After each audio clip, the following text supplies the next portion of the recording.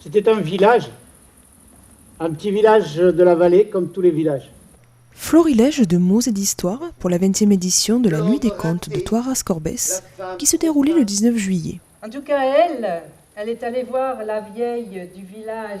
Même si la météo incertaine a pu en décourager certains, plus de 200 participants ont pris le départ de cet événement devenu incontournable du calendrier de la vallée. Un départ en gare de Toiras, à bord du train vapeur des Cévennes, puis première étape de la nuit au jardin clos de Corbès. Ça a été une évolution constante en termes de fréquentation et surtout de notoriété. Passer toute une nuit, aller d'un endroit à l'autre, comme ça, dans la nature, en entendant les bruits de la nature, sentir les odeurs de thym, de sarriette, d'épins, etc. Avec des fois la lune, des fois des petits bruits de sangliers qui passent à proximité. Vous voyez, c'est tout un aspect un peu à la fois aventure et puis ludique et puis surtout la qualité des conteurs qui apporte cette sorte de rêverie. Petits nouveaux ou habitués, 20 conteurs et conteuses s'enchaînent une fois la nuit tombée pour raconter des histoires magiques, drôles, parfois même en musique.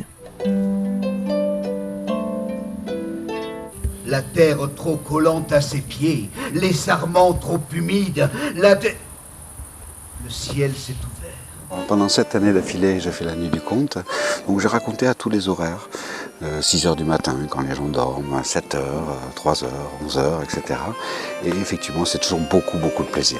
Ça correspond à une demande du public de retrouver une parole justement simple, sans artifice, sans effet. Vous voyez, c'est un plan fixe, un micro. Elle s'est dit que peut-être simplement son cœur est fermé et qu'il pourrait peut-être s'ouvrir. Je trouve ça très bien. C'est la première fois que je viens et ça me plaît beaucoup. Il y a des années que je viens et je suis toujours émerveillée. Pour ce côté découverte, improvisation, l'ambiance, décontraction, il y a tout quoi. Il faut le faire au moins une fois.